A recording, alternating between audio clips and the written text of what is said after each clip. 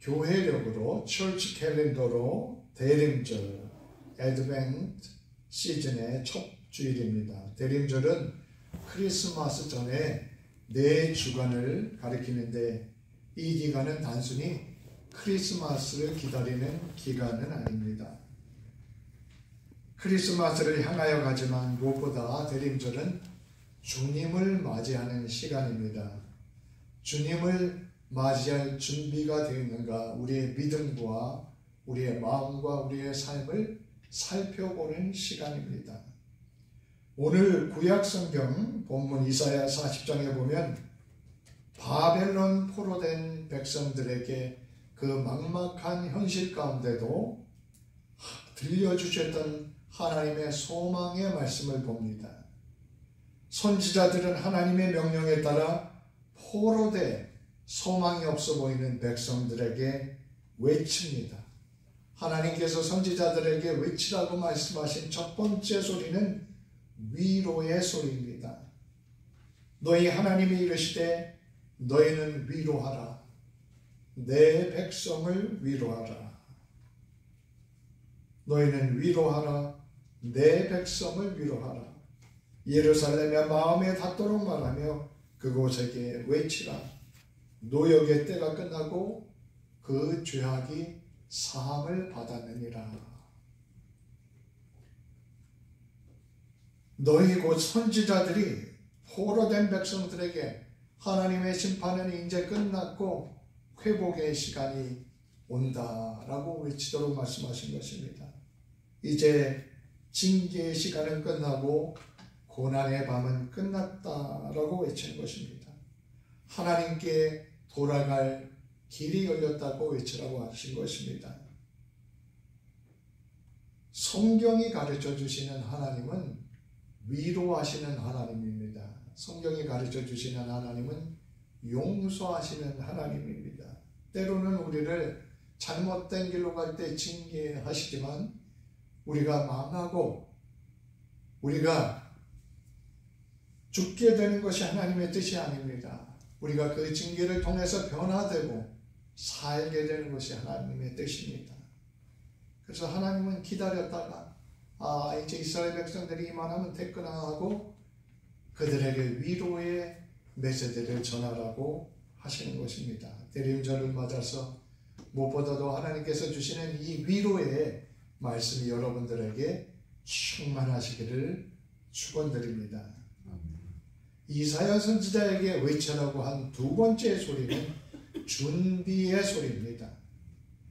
3절부터 5절에 이사야서 40장에 외치는 자의 소리여 이르되 너희는 광야에서 여호와의 길을 예비하라.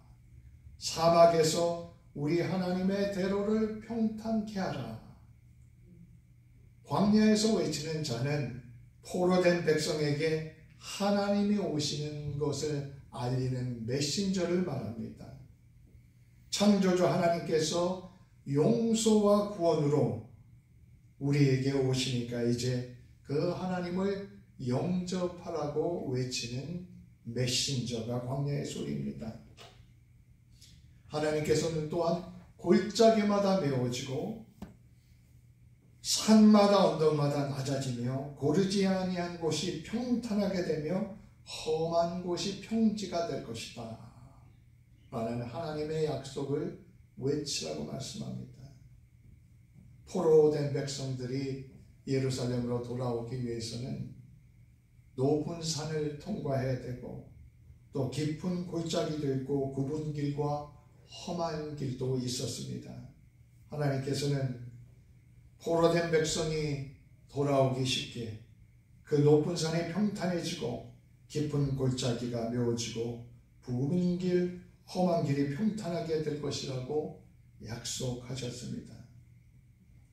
하나님께서 평탄하게 하시고 하나님께서 메꾸신다고 하시는 이 골짜기는 눈에 보이는 골짜기만이 아닙니다. 눈에 보이는 것보다 하나님께서 말씀하시는 것은 우리 삶 속의 골짜기를 메우시고 우리 삶 속의 산들을 낮게 하시겠다 말씀하시는 것입니다. 우리도 우리 삶 속에 보면 골짜기 같은 어두운 상처들이 있고 골짜기 같은 굴곡이 있습니다. 또 산처럼 교만의 삶도 있었고 또 아직도 있습니다. 이런 부분들을 고쳐서 평탄하고 바르게 만들어 주시겠다는 것입니다. 또 우리의 삶 속에 골짜기같이 어려운 부분도 있습니다. 산같이 막혀서 나아가지 못하는 부분이 있습니다.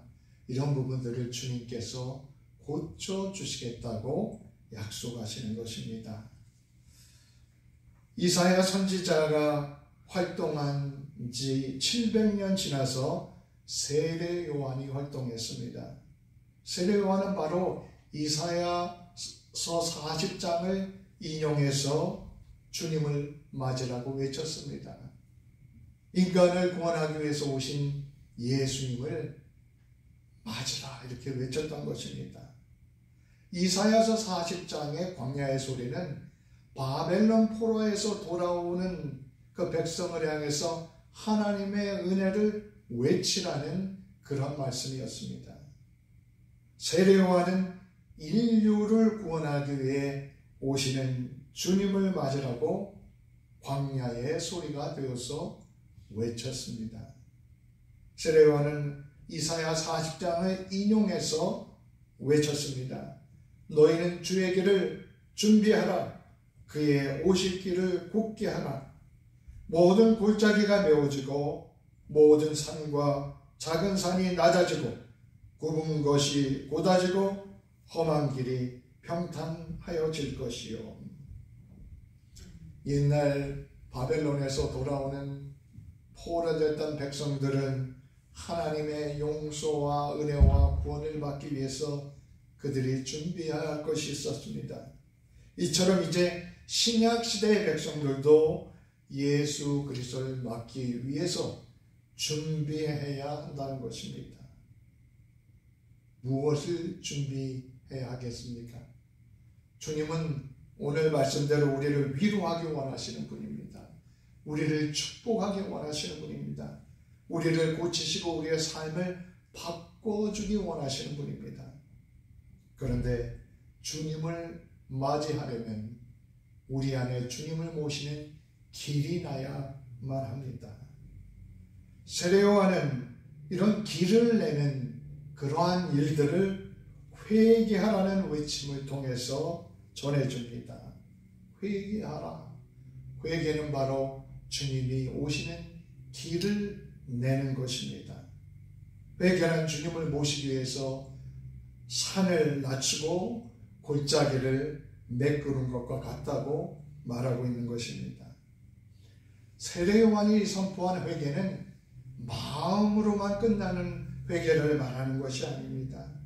삶 속에서 완전히 달라지는 회개가 있을 때 정말 우리가 그때야 주님을 모실 수 있다라고 외치고 있는 것입니다.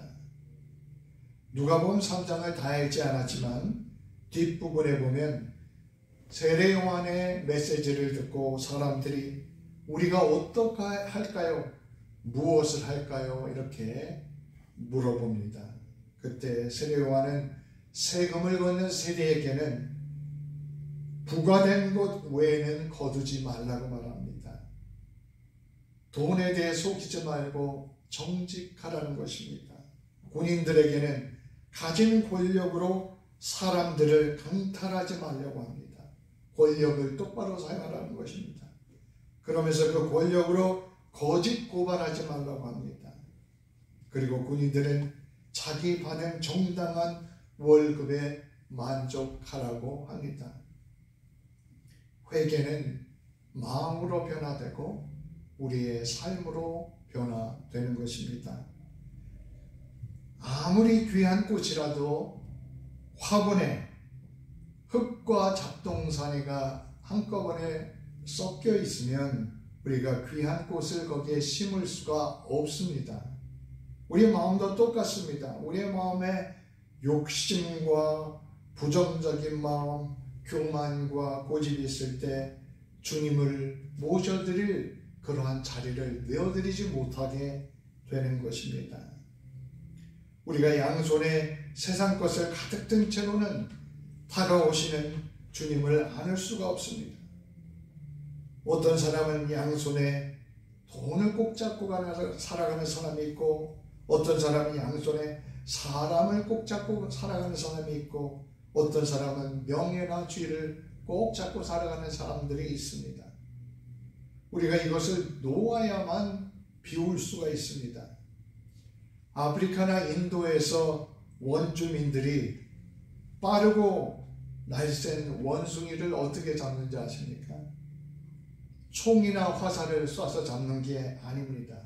원주민들이 사용하는 방법은 아주 간단합니다. 사냥꾼은 이 목이 아주 좁고 걸쭉한 병을 준비합니다. 그리고 그 병 안에 원숭이가 아주 좋아하는 쌀이나 넛이나 혹은 반짝이는 과일을 집어넣습니다. 그리고 그 병을 단단하게 나무에 묶어두고 숨어서 지켜봅니다. 얼마 지나지 않아서 냄새를 맡은 원숭이가 다가옵니다. 원숭이는 그 병 안을 들여보고는 맛있는 먹이가 있는 것을 확인하고 슬며시 손을 집어넣는다고 합니다. 병 입구는 원숭이가 손을 펴서 넣기에 딱 알맞은 크기입니다. 원숭이는 신이 나서 병 속에 든 먹이를 한 움큼 꽉 쥡니다. 비극은 여기에서 시작이 됩니다. 먹이를 꽉 쥐는 원숭이의 손은 주먹만하게 커져서 이제 손을 펴서 넣을 때는 들어갔지만 주먹을 쥔 상태에서는 그 좁은 입구에서 그 손을 뺄 수 없게 되는 것입니다. 이때 숨어있는 사냥꾼이 천천히 걸어 나옵니다. 원숭이는 사냥꾼을 보고 공포에 질려서 비명을 지릅니다. 도망가려고 발버둥칩니다. 하지만 손이 병에 끼어 있으니 도망갈 수가 없습니다. 이때 원숭이가 사는 방법은 간단합니다. 그저 쥐고 있던 주먹을 펴면 됩니다. 손에 쥔 그 먹이만 놓으면 되는 것입니다. 손은 다시 홀쭉해지고 병에서 빠져나와 숲으로 도망할 수 있습니다. 하지만 놀랍게도 원숭이는 사냥꾼이 코앞에 올 때까지, 그리고 원숭이를 사냥꾼이 포대에다 담을 때까지 끝까지 그 주먹을 펴지 않는다고 합니다. 생명이 위태로운 순간에도 손 안에 든 그 몇 줌의 땅콩, 그 쌀알을 포기하지 못해서 결국 자유를 잃고 목숨까지 잃게 된 것입니다. 우리는 이 원숭이를 보고 참 어리석다라고 혀를 찹니다. 하지만 오늘 살아가는 많은 인간의 모습이 이와 같지 않을까요? 우리는 주님 오시는 날이 코앞에 닥쳤는데도 여전히 세상에 썩어질 것을 움켜쥔 채 끙끙대고 있는 것은 아닐까요? 꽉 쥐었던 우리의 손을 펴서 빈손이 될 때 살 수가 있습니다. 빈손이 되어야 그 손으로 우리가 주님을 잡을 수가 있게 되는 것입니다. 어느 마을에 큰 부자가 있었습니다. 해마다 풍년이 들었지만 그 해는 유난히 소출이 넘쳐났습니다. 그는 풍년의 곡식을 거두며 마음속으로 이렇게 혼자 중얼거렸습니다. 이 곡식 소출이 너무 많은데 이걸 어디다 쌓아두지?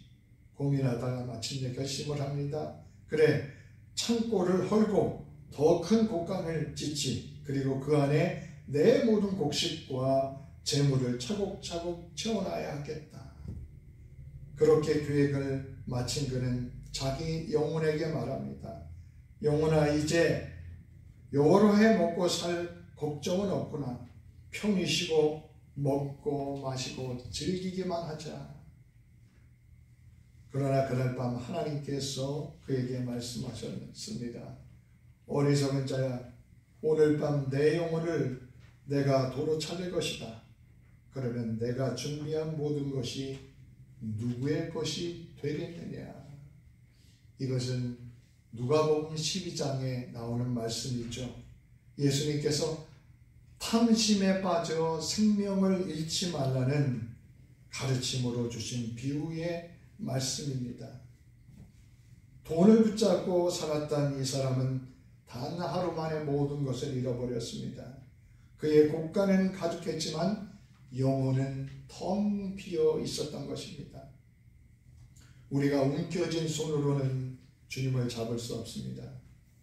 우리가 탐심이 어떤 종류의 탐심이 되시 그것을 내려놓을 때 우리가 주님을 맞을 수가 있습니다. 여러분 스티브 잡스 아시죠? 지금은 세상을 떠났지만 아이폰을 만드는 애플이라는 회사를 창립한 사람입니다. 세계적인 천재였고 부유했고 세계적인 역량을 가지고 있었고 미래를 내다볼 줄 아는 사업가였습니다. 그래서 그는 세상 떠나기 전에 남긴 말 중에 이런 말이 있습니다.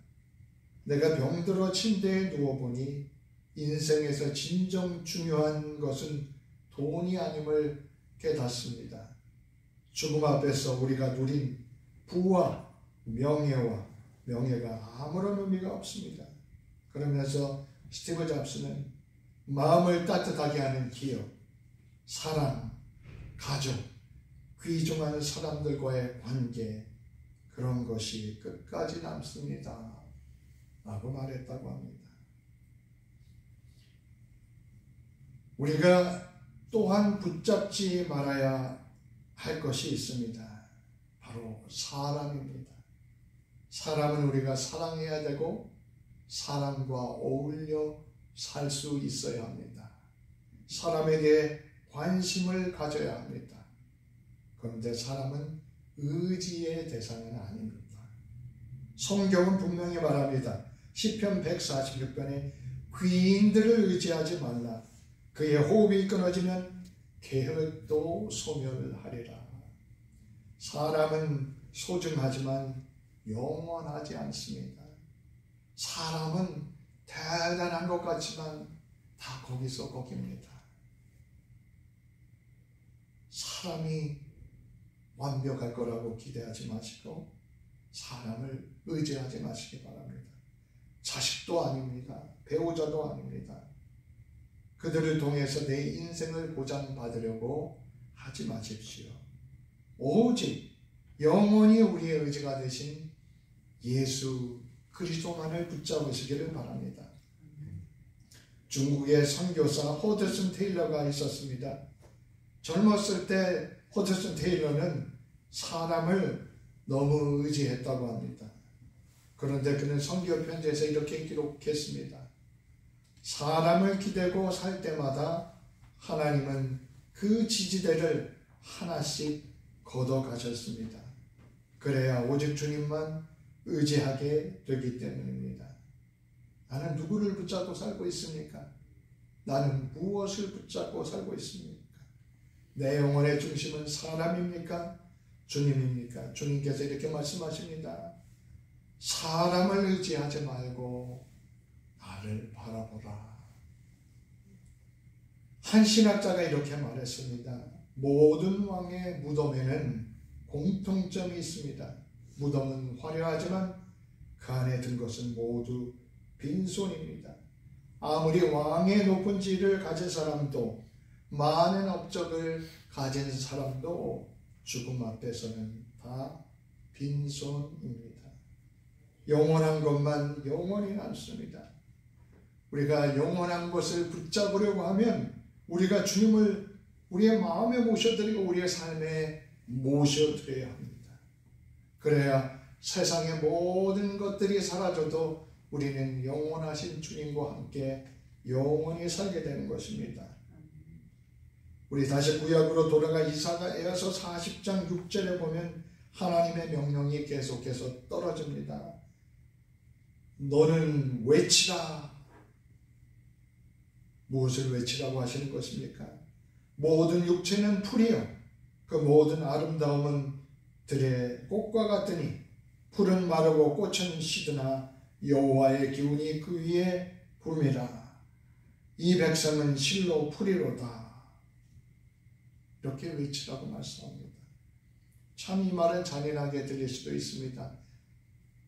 이 백성들은 바벨론 포로로 잡혀가서 이미 지치고 희망이라고는 눈꼽만큼도 없는 상황이었습니다. 그들에게 너는 풀이다, 이렇게 너는 시든다, 이렇게 외치라고 하셨던 것입니다. 그런데 이상하게도 너는 풀이다, 이 말씀은 진짜 위로의 시작인 것입니다. 왜냐하면 우리가 풀과 같은 존재라는 것을 인정할 때만, 그때서야 우리에게 진짜 소망과 구원이 시작되기 때문인 것입니다. 인간은 풀과 같은 존재입니다. 건강했던 몸이 갑자기 무너지는 수도 있고, 믿었던 사람이 하루아침에 등을 돌리는 수도 있습니다. 내가 가졌던 모든 것들을 잃어버리는 수도 있습니다. 우리가 붙잡았던 것들이 한 번에 시들어 버릴 수가 있습니다. 우리가 풀과 같은 존재라는 것을 인정하는 것이, 그것을 깨닫는 것이 주님을 맞이하는 첫걸음입니다. 주님, 저는 풀입니다. 시들어버린 풀입니다. 이 험한 광야 같은 삶에서 저는 혼자 힘으로 아무것도 할 수 없습니다. 풀이라고 외친다고 하신 후에 하나님께서는 계속 선지자에게 이렇게 외치라고 말씀하십니다. 풀은 마르고 꽃은 시들지만 우리 하나님의 말씀은 영원히 서리라. 우리가 풀이기 때문에 우리는 영원한 것을 필요로 합니다. 그런데 하나님의 말씀은 영원히 서리라 말씀합니다. 영원히 서는 하나님의 말씀은 무엇을 말합니까? 바로 하나님의 말씀은 예수 그리스도이십니다. 이사야 후 700년 후에 이 땅에 육신이 되어 오신 예수 그리스도십니다. 나사렛 목수의 아들로 오셨고 십자가 위에서 우리 위해 피 흘려주신 주님이십니다. 그래서 요한복음 1장에도 말씀이 육신이 되어 이 땅에 오셨다고 말씀합니다. 말씀이 육신이 되어 이 땅에 오신 것입니다. 산을 평탄케 하고 골짜기를 메우는 회개는 비우는 데서 끝나는 것이 아닙니다.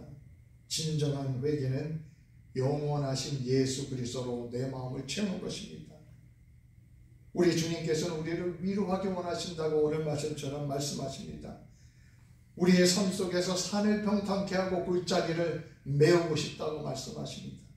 우리의 삶 속에 구분구를 곱게 만들어주기 원한다고 말씀을 하십니다. 이런 주님을 맞이하기 위해서 우리가 준비해야 하는 것은 세상 것으로 움켜진 마음의 두 손을 놓는 것입니다. 그리고 두 손을 가지고 나가서 나 자신을 주님 앞에 드리는 것입니다. 여러분, 우리가 살면서 어떤 내가 무엇을 해야 되겠다는 결단을 몇 번쯤은 하셨을 것입니다. 인생의 중대한 결단을 할 때도 있으셨을 것입니다. 그런데 정말 삶에서 내가 한 번이라도 내가 나를 지으신 창조주 하나님께 나를 드려야 하겠다라는 이러한 결단을 해본 적이 있으십니까? 세상의 모든 결단이 귀하고 중요하지만 세상에 우리에게 꼭 있어야 하는 결단인 것입니다. 나를 지으신 창조주 하나님께 나를 드리겠습니다라는 결단입니다. 알버트 슈바이처라는 20세기의 유명한 지성인 중에 한 명 있습니다. 슈바이처는 파이프 오르게니스트였고 신학자였고 철학자였습니다. 당대의 지성으로서 대학 교수로 최고의 명성을 누리던 사람이었습니다. 30살이 되었을 때 사람들은 말했습니다. 슈바이처는 이미 인생의 정점, 피크에 30살인데 올라와 있다. 그런데 30살 슈바이처 마음에는 잔잔한 하나님의 부르심이 있었습니다. 그는 아프리카에서 들려오는 의료적인 비참함의 마음이 흔들렸습니다. 어느 날 성경을 읽다가 예수님께서 작은 자들에게 행하시는 사랑 앞에서 멈춰섰습니다. 슈바이처는 이렇게 적었습니다. 나는 예수님께 받은 은혜를 지식으로 갚을 수가 없다. 오직 나 자신을 드림으로써만 갚을 수가 있다.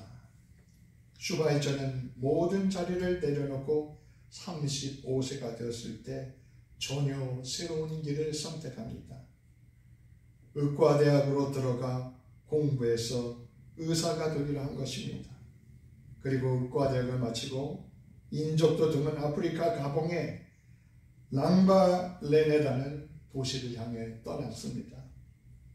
그곳에서 병원을 짓고 병든 사람을 돌보고 말라리아와 피부병, 기아로 고통받는 이웃을 치료하며 평생 살았습니다.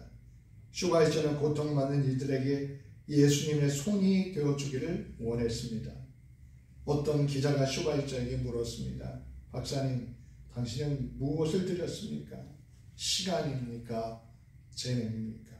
슈바이처는 조용히 웃으며 대답했습니다. 아닙니다. 나는 나 자신을 하나님 앞에 드렸을 뿐입니다. 성도 여러분, 우리는 풀과 같은 존재입니다. 결국 시들어 사라지는 존재입니다. 그런데도 하나님은 우리를 귀하게 여기시고 우리를 통해 영광을 드러내기 원하십니다. 그러므로 대림절을 맞아서 우리는 이렇게 고백해야 합니다. 주님, 제 두 손을 비웠습니다. 이제 저를 주님께 드리기를 원합니다. 제가 가진 재능도, 시간도, 미래도, 영혼도 주님께 맡깁니다. 주님 마음에 합한 길을 걷는 사람이 되게 하옵소서. 주님의 영광을 위해 나를 사용하여 주시옵소서. 이것이 우리의 대림절 기도가 되어야 하겠습니다. 기도하겠습니다. 주님, 우리 삶을 그냥 두지 않으시고 용서하시며 고치심을 감사드립니다. 우리의 삶 속에 산을 평지로 만드시며 골짜기를 메우시며 굽은 길을 곱게 만들어 주시는 주님을 믿습니다. 이제 이런 구원의 역사를 베푸시는 주님의 길을 맞이하기 위해 우리 자신을 온전히 비우고 주님 앞에 온전히 드리기를 원합니다. 주님 영원히 함께 하시며 우리를 주님의 도구로 사용하여 주시옵소서. 예수 그리스도 이름으로 기도드립니다. 아멘.